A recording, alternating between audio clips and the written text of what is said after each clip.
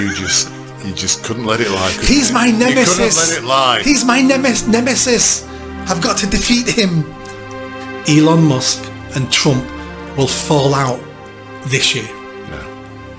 So if Farage now can change his tune a little bit and stop attacking Tommy Robinson and stop attacking people who support Tommy Robinson. I'm not saying Tommy Robinson should join Reform UK. Over 5,000 men in England and Wales every year kill themselves. Really? The new year now, 2025, the second episode of 2025, and because it is 2025, Nick, I thought it would be good if we did some predictions for 2025. So I think the way we'd like to do this, if that's okay, is if you take us through your top 5 predictions first, or possibly top 6 predictions first, then I'll kind of chip in with my thoughts. And obviously, I think what we have to do in this is try and consider things in a broader context rather than specific kind of, rather than be selfish about these predictions and involve things that we want to happen personally. I think we should be big about it, I mean, I've got no insight into what you're going to talk about, so I disagree. I think we need to have specifics, real targets that we know if we've achieved our prediction of not wishy-washy generalisations. Well, yes, but I think my approach to that, Nick, is that our gentle listeners may not be fully up to speed on all aspects. We talk all the time, so we know we're fairly contemporary in terms of our knowledge, but some of our gentle listeners may be here for the first time, we hope. May have just subscribed, and it'd be useful to have an overview. I think But you're egging the pudding a bit too much. Because I felt that in the heroes and villains of 2024, you were a little bit too self-centered. But anyway, I'm sure I can do better this time. Yeah, if you don't mind. It upsets me when I let you down. No, it's fine. I'm used to it. My first one then is the same. This is for clarity. This is number 5. Number 5. We're counting down. Yeah. Okay. So number 5 will be the same one I had several months ago, which is Keir Starmer won't last. I thought he'd be gone by this Christmas just gone. I'm now saying he'll be gone this year. I think once we get to the local elections in May, they're going to do so poorly that other people in the Labour Party, all his MPs, will be going, right, that's my seat gone at the next general election. We can see direction of travel. He's part of the problem. He's not all the problem, he's part of the problem. We need someone more charismatic, someone without the baggage, and I think they'll be looking for a new leader. And many of them in the Houses of Commons will be going, this is my time to jump here to try to get that top position. So I don't think he'll last a year. I think he'll get through the council elections, and then there'll be internal fighting until they get rid of him. Well, I don't want to rain on your parade. Nick, but one of my predictions is Starmer will not resign in 2025. I think he will cling on for grim death to that role.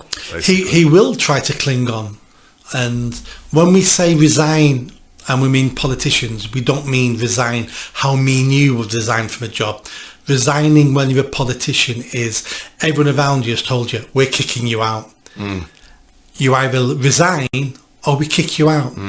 Everyone then takes the resignation. So he will be resigned. He will be, what you're saying. So he will come out and say, I'm resigning, but in Yes. fact it will be pressure from his politicians. Exactly. Yeah.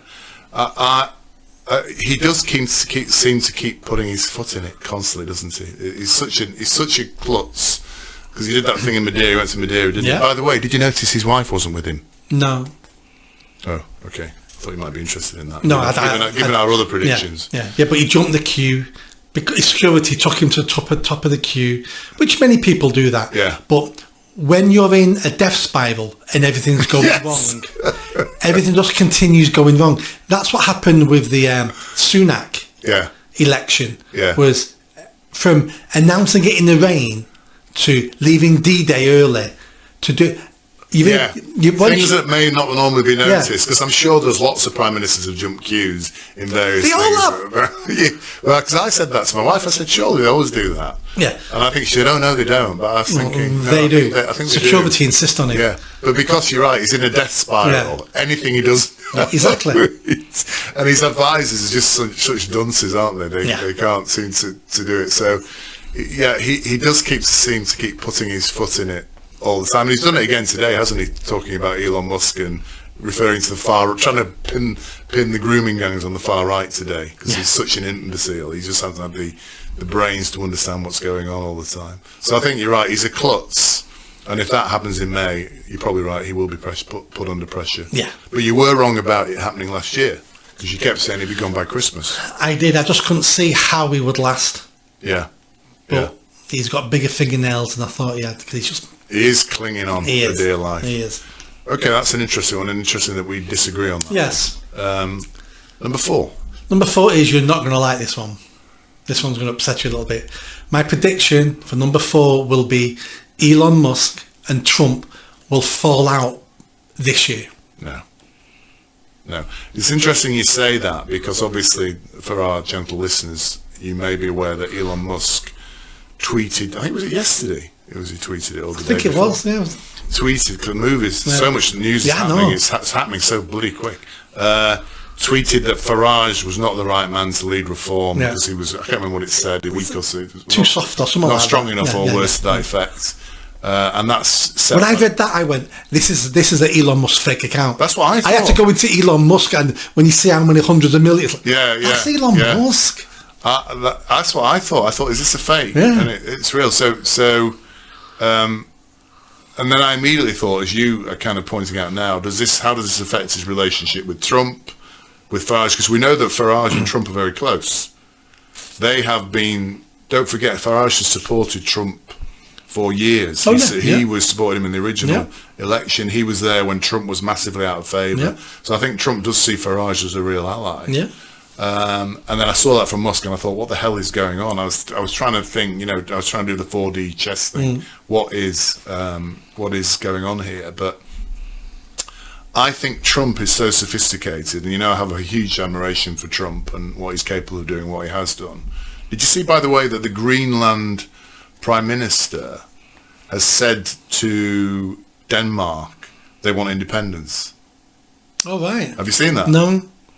So Trump has said he wants to annex Greenland, to buy Greenland, basically. And now the Greenland Prime Minister is saying we want to be independent of Denmark. It's like this stuff is happening, isn't it? Yeah. They want to be independent so they can be part of America, presumably. I'm guessing. They must be. Oh, this is an ongoing thing, like the SNP in Scotland. Maybe they've always wanted independence, and they've used this on the back of Trump saying that to get more publicity, and which has worked, because whoever talks about Greenland. Yeah, but Trump is he's a very sophisticated operator. I don't think he will allow Musk himself and Farage to become distant or fall apart. And I also think Musk is heavily reliant on the US government for support for his businesses. So Trump and Elon falling out, for me, it's got nothing to do with Farage and Reform UK. I think Elon will start working in the Doge department, and after 6 months, he'll go, I'm leaving now because I can't do what I want to do, because there's always restrictions, and Trump's going, it's political, we're doing so much, but we can't do it. And I think Elon will go, no, I've had enough. This wasn't what I signed up for. And I think they'll have a mini falling out. Don't think they'll become enemies. Don't think they'll attack each other. I think Elon will walk away this year from the Trump project. Elon and Farage, I think, because Elon doesn't need anything off anybody. He's the richest man in the world. I think he says it the way it is. He don't care. And I think he's seen some of the interviews Farage is giving being wishy-washy and too soft and too like the Conservatives, and he's going, this isn't anything like Trump, and this isn't what's going to fix the UK, and he's called them out on it. He may not fall out with Farage over it, because Farage would like Elon. Yeah, so I think he did actually respond and say, we don't always agree. Extraordinary individual. So he's not going to make... It was pretty damning, though, as a statement. It was, but I think if Elon's going, I need to teach this guy a lesson. He wants my money. He wants me involved, and I'm willing to do all that, but I'm not willing to put up with this crap. So this is a shot across your bows, Farage. You're saying, Yeah. if you want me involved and you want my millions, Yeah. this is a shot across the bows. Yeah. Because I'm not willing to be supporting someone who's slightly better than the Tories. Yeah. So you think it'll be a repeat of what happened to Richard Branson when he was also brought in by the government to get the streets tidy in the 90s? Remember this? It was a very similar situation to what's happening now. Richard Branson was asked by the government, it might be Margaret Thatcher, Right. to get the streets tidy, you know, one of your little obsessions, Yeah. Nick. And he did it for about a month and then just gave up, Yeah. basically. You think it's going to be a repeat of that? Obviously not quite the same scale. Yeah. Yeah. Because people like that, Richard Branson, Musk, they're not politicians. They're not willing to do give and take. They're not willing to go, well, it's political, we can't do that for these reasons. They'll go, these reasons are crap reasons, so I ignore them. Where a politician goes, those reasons are votes. So they're not willing to play those games, those political games. Hence why I think there'll be a falling out. But arguably Trump's like that as well, isn't he? He is. He doesn't play political games, really. I think he does. He's just rewrote the rule book on how you play political games. Right. I think he's playing political games all the time. He just wrote his own rule book and said, I'm not playing by your rule book, I'm playing by me. But it's still all political games. Okay. It does sound a bit vague, though, Nick. I mean, how do we know that will actually happen? How do we know it's happened? We'll know it happens. You could say any time, they've fallen out. And I'll say, No. It'll happen because Elon will walk away from the Doge. All right, okay, fine. He will come out and say, I've resigned, I can't do what I want to do, I'm not being supported enough, I'm walking away. We will know. So we've had two very clear binary predictions from you there, haven't we? Yeah. Starmer resign, Musk walk away from the Doge. Yeah. Okay, good. Number three? At the local elections in May, the winner will be Reform UK. That doesn't mean they're going to win all the seats. It doesn't mean they're going to take over all the councils. What I mean by that is from the 15, 16, 17 councillors they've got at the moment, they're going to go into thousands. Labour's going to be decimated and Tories will either stay the same, but I would imagine Tories will be slightly under what they've got now. Tories won't be decimated again. They've had their punishment beating at the general election. People have beginning to forget about the Tories now and punishing them because Labour need punishing. But I think when you look at the stats coming in, I think it'll be obvious that, wow, look what Reform done at the local elections. They are a real threat now. Yeah. If I'm completely wrong on that and they don't do anything, that's the end of Reform UK. I think you're right. I think if they don't do it in these elections, that's the end of Reform. That's the end. They've got to build momentum, and if they fizzled out by May, that's the end of them. And they've been dealt a blow today with Musk. There's no doubt about it. It's definitely a slap in the face. It's a slap in the face. It's not mortal, I agree. It's not a mortal wound. It's not mortal at all. I think it's an insult. If Reform and Farage play this right, that could have been a bonus. So if Farage now can change his tune a little bit and stop attacking Tommy Robinson and stop attacking people who support Tommy Robinson. I'm not saying Tommy Robinson should join Reform UK. That's a different discussion altogether. Yeah. But this constant demonising Tommy Robinson and his supporters, like when Richard Tice came out and said Tommy Robinson and his ilk. There's no need for it. You're criticising people who want to vote for you. Yeah. And there need to be a party for all patriots in the country. Yeah. And the way to answer this for Nigel Farage is Reform UK have a rule book, and in that rule book it says no one who's a member of the EDL or BNP can ever join the party. Or former member, can ever join. Yeah. Tommy Robinson was a member, so the rule book says he can't join. He founded it, didn't he? Yeah, so he can't join. Yeah. I think that's the point, because when he says Tommy Robinson and his ilk, and I hadn't heard that, by the way, but that's including me. Yes. Who's a potential Reform voter. Yeah. You know what I mean? Because it annoys me, and I don't class myself as a Tommy Robinson supporter. He's done a lot of good work, but he's also extremely flawed. Yeah. But when I see him, what it reminds me of is a mainstream politician. Yeah. So when Reform UK is saying those things, I'm thinking you sound just like the Lib Dems, the Tories, and the Greens and Labour. You know, You're making me think you're no different from them. You're heading back to the uni party, aren't you? And they need...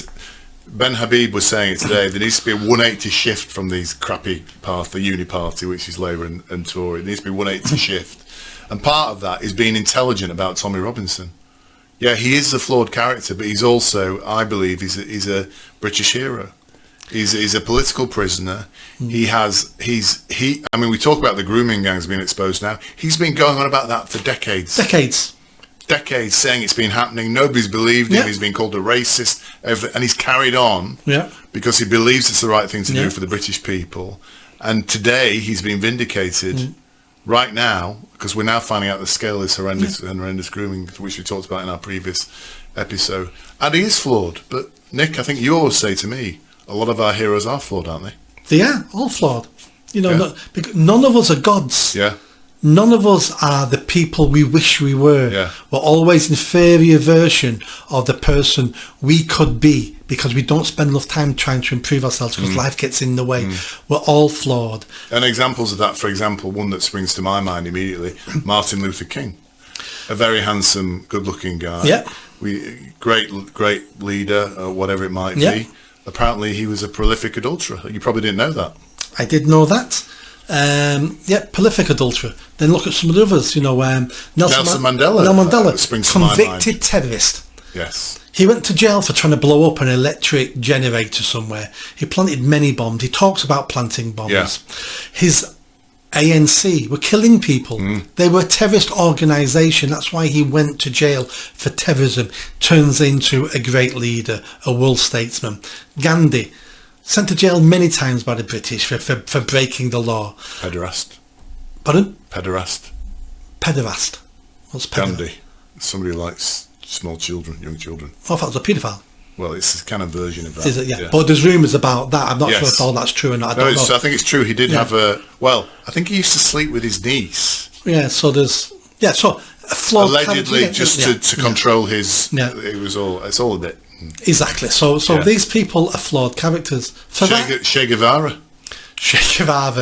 fact, where's his picture, Nick? Because I know you're a big fan of Che. So Che Guevara is not a hero. But where's the picture gone? Oh my! I don't know if the viewers can see that. No, they can't see that low down. I put them there 'cause I'm sick of people calling me a socialist.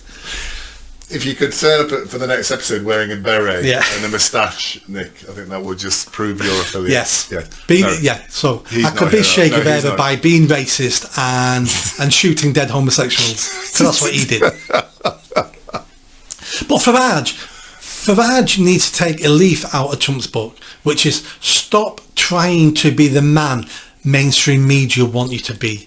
Stop playing their game, because that's what this is about. That's why they keep attacking Tommy Robinson, because the mainstream media will say, oh, you don't attack Tommy Robinson, you're the racist like we said you were. He should come out and spit in their face and laugh in their face and go, Tommy Robinson is a flawed man, but I tell you what, he's done more to expose the grooming gang scandal than anybody else. And for that one thing, I admire him. Yes. But everything else, lots of other things I disagree with. Yeah. But for one thing, I think he's done who can disagree with that? Because he did do that. Yeah. So he keeps Tommy Robinson's supporters on side. Yes. But he keeps Tommy Robinson out of the party, which is fine. Yeah, but at the moment, what he does is keep Tommy Robinson out of the party and spit in the face of people who think Tommy Robinson's done a good job. Because that sort of commentary, like Tommy Robinson is right wing, but that is exactly what the bloody uni party do all the time, isn't it? And that's exactly what they say about Farage. Yes, correct. So Farage should know the lies, because he's a racist and everything else they accuse him of. Yeah. He should say to them, what do you mean racist? He's not a racist. If anything, you're the racist. Can't you have a word in Nigel? I need to. Can you email him? Because you've got his email and his phone number, haven't you? I have. He don't reply to me anymore. Have you got his phone? You can text him. I don't think I have. No. Just WhatsApp him. But he's got a lot. I would write. I just hope the Mustang takes him down a path to reevaluate what he's doing. Reflect on it. What am I doing, Gabe? And he needs to be brave. He needs to take chances, and he needs to look at Trump. Trump didn't kowtow to the press. He laughed in their faces, and every time they attacked him, he became more popular. That's exactly what Farage should do, but the English version of that. Yeah, but what he needs to understand, and Nigel, if you're watching this, and I'm sure you are an avid watcher of the Mayor and I, if you're watching this, the British people no longer respect the mainstream media. They don't respect the papers, they don't respect the BBC. Nobody watches this crap anymore or believes a single word of it. So if you lay into them, it doesn't matter. Yeah. And 40% of the population don't even vote.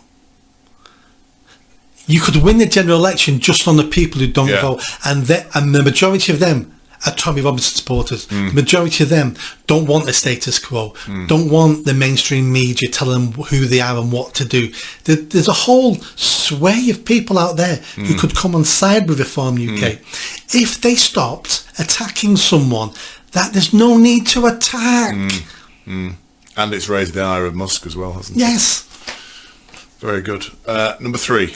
Number three. Sorry, we're number three or number two now? This is number two. Number two. The next one is a gobby cow, who I don't necessarily I don't like her, and it's Jess Phillips. Oh yes, MP for Birmingham. Yes, who's really in the middle of it at the moment.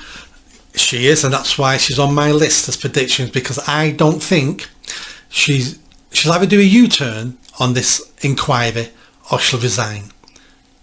That's her only two options. She'll do a U-turn because she'll realise she's been dealt a poison chalice here, because Oldham Council didn't want to do an inquiry. Oldham Council were forced into asking government for an inquiry because they lost councillors at the last local elections and Labour were going to lose power of Oldham Council. So they did a deal with some independents, and the deal was, we'll support you so you can keep control, but we need a public inquiry into the grooming gang scandal. So they've had to agree to that. They've now approached government and said, we want this, and government said, no, you can't have it. So Oldham Council have gone, thank God for that. Thank God for that, yeah. That's exactly the answer we wanted, because now we keep control of the council.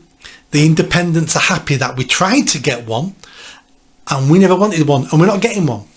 And I reckon Oldham Council spoke to Starmer and the Labour Party and said, we're going to have to ask for this, but you need to say no.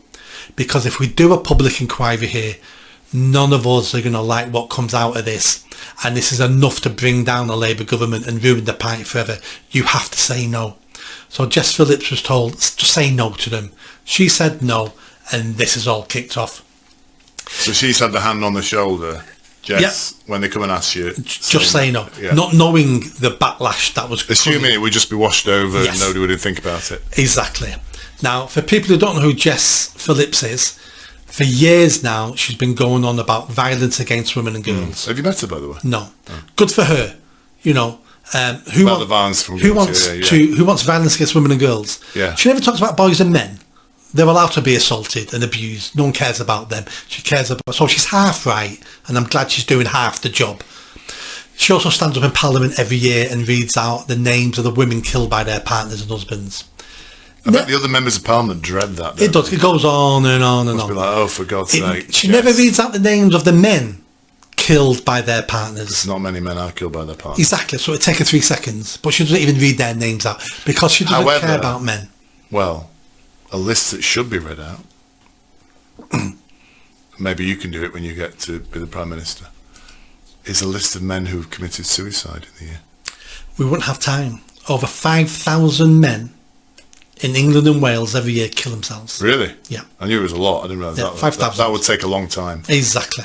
But no one cares about men. But she's always going on about grooming gangs protecting women and girls, and you know, and rightly so, because women and girls do need protecting. But the second she's in power, and the second she has a chance to protect women and girls, she then says, oh no, no. And the reason why she says no is because she can see that greasy pole. She's been told, say no or I'm getting rid of you, or say no and promotions are coming up. So she's done it for the wrong reasons, and it's all backfiring now. And I mentioned in our last thing, she said in Jan 24, next time any government minister tells you violence against women and girls is a priority, don't believe them, they don't give a toss. That's just 100% right, wasn't she? 100% right. So you think she's either going to say, I'm not having this, there's going to be an inquiry, and rebel against the instruction, or they still won't allow her to do it and she'll resign. At this moment, her career and more importantly, her reputation is in tatters. Yeah. It's over for her. Yeah. Jess Phillips. Elon Musk has said she should be in jail. Yeah, so I mean, he started all this off with that tweet. Yeah. But her career and her reputation is now over. The only way she saves it is by saying to Keir Starmer, "You handed me a poison chalice here. We need to U-turn on this, because if we don't U-turn, I resign and say why I've resigned." So I think I think that's what she'll do. I think she's too clever to realise if she does nothing, it's over for her. So I think she'll U-turn if she can, and if the answer is we're not U-turning, she will say I'm resigning, and she'll give a speech in Parliament about how she was set up and how she really wanted to do the inquiry. And this is another example of a white man stopping the protection of girls and women. She'll spin it all, and I don't think it'll take a year for this. She's got a month, 2 months max, if not sooner. Okay, that's interesting. Yeah. I mean, very specific predictions. I mean, I was hoping for kind of broader, kind of global predictions, but that's fine. It's Jess Phillips and Keir Starmer. That was number two, was it? So we've got one left. Have we done 5? Yeah. So number one. Hopefully, this will be a pretty global, massive one. You will this. I'm quite excited because this man was mentioned in the Heroes and Villains, and you were well impressed that I had him on my list. It's got to be Trump then. It's got to be somebody of a global significance like Trump. No, it's the Mayor of Greater Manchester, Andy Burnham, again. You just couldn't let it lie. He's my nemesis. You couldn't let it lie. He's my nemesis. I've got to defeat him. But he's on for a particular reason. He's on because the Labour Party are failing so much, and Keir Starmer is so unpopular that I've already said Starmer won't last a year. Andy Burnham knows he's got one shot left at being Prime Minister, and to be Prime Minister he has to be in the House of Commons. He's got to become an MP, and I think sometime this year he'll realise I've got to leave the Mayor of Greater Manchester, I've got to get to the House of Commons, because my chance is going to come up, and this is the perfect timing because I don't have to stab Starmer in the back. Starmer's already got damaged, he's killing himself. I'm going to be the man in waiting, the heir to Blair, in waiting for this man to fail. My hands will be clean. I've not stabbed him, I've not attacked him. Because what happens is the people who normally stab a Prime Minister in the back never take power. Correct. So he knows that. So his hands are clean. It's all good, I think what upsets me about that, and you might be right on this prediction, it's just the idea that they are so calculating about what should be public service. Rather than actually thinking what's best for the country. But they're career politicians. It's always they're like just this. Horrible little people, aren't they? Just grubby little people. So he will jump this year. That's a great, very, very specific and very kind of small prediction. But then I've got another prediction for me and you. Oh, okay. This is my gold prediction. So when we started this podcast, I think I had 2,500 subscribers. We now have over 28,000 subscribers in just under a year. Yes. That's what we and you have developed now. I think this time next year we'll have 100,000. Wow. I'll be impressed to see that. I will be aiming for it. So any new viewers watching, could you subscribe at this point? Yeah, subscribe, like, tell your friends. Let's build a bigger audience. Yeah. But the comments we're getting now are great.